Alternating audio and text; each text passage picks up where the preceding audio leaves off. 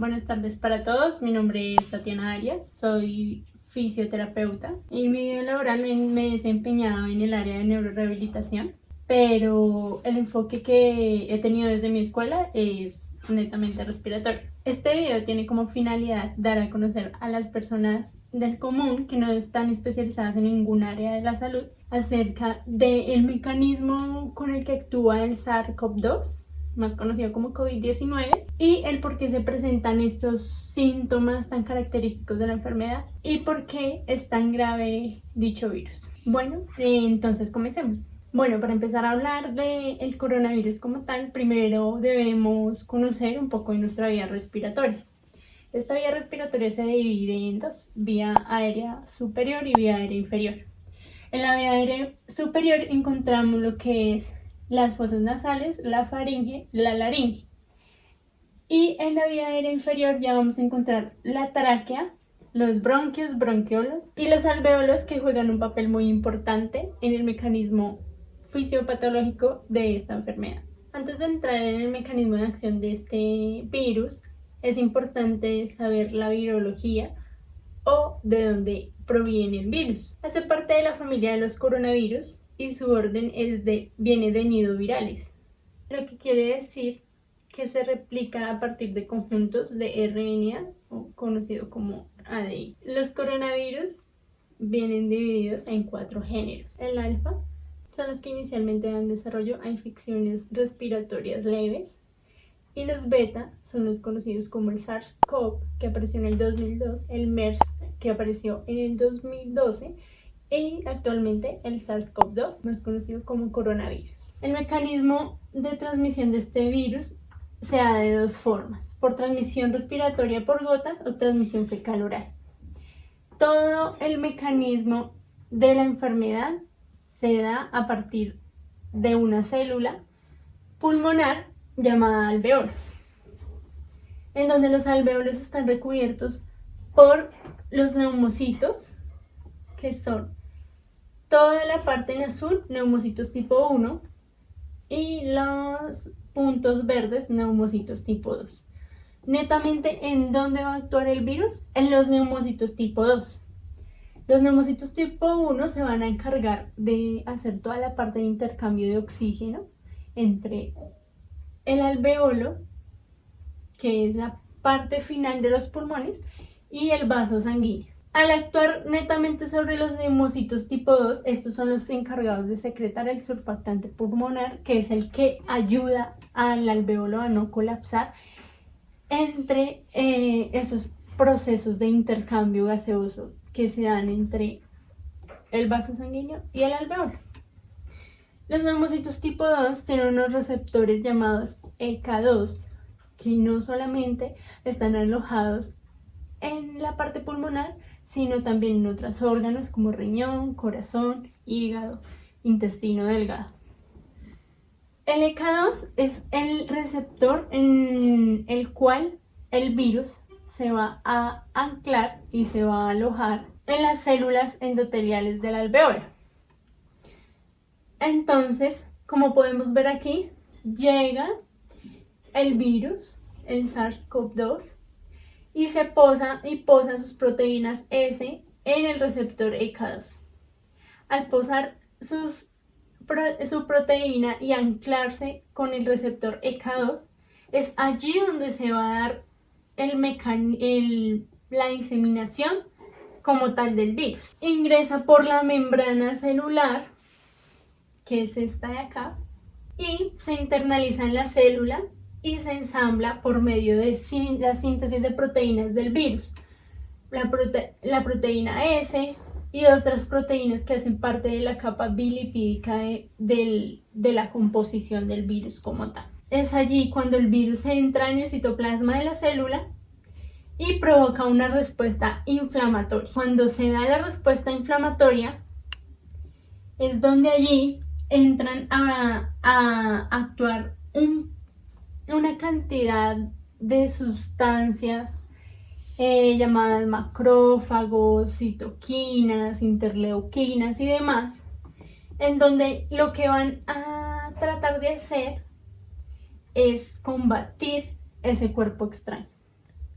cuando van a convertir ese cuerpo extraño, todos estos unidos a los linfocitos T, que los linfocitos T no es una célula inmunitaria y no es que se aloje el virus en los linfocitos, sino que los elimina. Al haber toda esa liberación de sustancias, lo que va a haber es un aumento de la vasodilatación y un aumento del exudado alveolar. ¿Qué es el exudado alveolar? Es el residuo de todas las sustancias inflamatorias que se alojan en el alveolo. Entonces aquí ya no va a haber netamente oxígeno, sino también va a haber una parte de líquido debido a todos los mecanismos que el cuerpo hace para contrarrestar el virus y poder defenderse. Lo que va a pasar es que ese exudado se va a alojar allí por aumento de la permeabilidad de la barrera alveolo-capilar. Este es el capilar, el vaso sanguíneo, y este es el alveolo.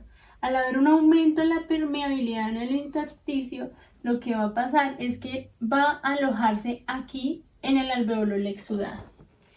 Entonces es así donde, como ya no solamente hay oxígeno en esa parte, en ese saco, en este alveolo, va a haber disminución del espacio en donde el alveolo va a poder tener el oxígeno. Entonces es allí donde se habla de que hay una disminución en la transmisión del oxígeno a la sangre, por tanto una alteración en el intercambio gaseoso, porque el oxígeno y el dióxido de carbono son gases. ¿Listo? Entonces en esta membrana alveolo capilar lo que va a pasar es que aquí ya no se va a captar el mismo oxígeno. Y aquí, al hacer el intercambio de gases, en la sangre ya va a haber menor cantidad de oxígeno del que se dispone normalmente. Entonces es allí donde, al haber una disminución de la transmisión de oxígeno entre la membrana alveolo capilar, se provoca la disnea o la dificultad para respirar. De allí donde viene el síntoma, porque hay una disminución en el oxígeno. Entonces el cuerpo de nosotros es tan inteligente que activa sus mecanismos de compensación conjunto con los músculos, con otros músculos accesorios a la respiración, en donde allí se van a ver los signos de pronto de que se ven las costillas que se hunden más, que el músculo de acá nos ayuda un poco más y nos esforzamos a hacer toda la parte de compensación respiratoria, porque allí ya hay netamente una alteración y ya aquí no hay nada normal. Es de ahí donde viene este síntoma, porque se disminuye el oxígeno, hay una hipoxemia. La tos seca también se produce dada por el exudado de los alvéolos y el intersticio. Entonces es ahí donde la tos se activa, porque es un mecanismo de acción que tiene nuestro sistema respiratorio, y es allí donde se define el síntoma de la tos. La fiebre se va a dar dado por la respuesta inflamatoria masiva que tiene nuestro sistema respiratorio, y es un síntoma también de infección. Entonces de allí viene el síntoma característico, uno de los síntomas característicos de este síndrome, que es la fiebre. Entonces es aquí en donde el intercambio gaseoso que se hace, no solamente ahora va a pasar el oxígeno en menor cantidad, sino que también por aumento de esa permeabilidad va a pasar como tal el virus y se va a diseminar por los vasos sanguíneos. Y es allí donde se provoca una respuesta sistémica o una sepsis o infección sistémica, porque no solamente, como ya les decía anteriormente, en los pulmones está el receptor ECA2, también lo hay en el corazón, en el hígado, en el riñón y en el intestino delgado. Entonces es allí donde el virus va a viajar por el torrente sanguíneo, por todas sus arterias y demás, hasta encontrar esos órganos donde están esos receptores activos esperando a que el virus se ancle. Y allí es donde se van a dar afectaciones del corazón, del riñón, hígado y demás. Y es por esto que es tan importante que las personas con otras patologías se queden en casa, porque al virus ser tan específico en cuanto al área en donde ataca, el receptor que ataca, es donde se van a presentar muchísimas más dificultades en la recuperación de las personas con una enfermedad ya establecida que sea crónica. Llámese alguna enfermedad coronaria, diabetes, una enfermedad renal, una enfermedad hepática. Por eso es tan importante crear conciencia en las personas. Bueno, en resumidas cuentas, esto es el mecanismo de acción, lo más desglosado posible que se los puede dar a ustedes, para no entrar en tantos detalles técnicos que de pronto ustedes no me entendieran. Espero poder haber aclarado un poco más sus dudas respecto al mecanismo de acción del virus, por qué es que las otras personas con enfermedades crónicas deben cuidarse y por qué la aparición de los síntomas. Espero que haya sido de utilidad para ustedes, me puedan haber entendido las cosas que en este corto video expliqué. Y recuerden, este video se hace con la información que se tiene hasta la fecha. Sin embargo, el mecanismo como tal no está totalmente definido, ya que este virus apareció hace unos pocos meses y se está investigando si de pronto hay otro mecanismo de acción y demás. Fue un gusto para mí compartir esta información con todos ustedes y espero verlos pronto. Hasta luego.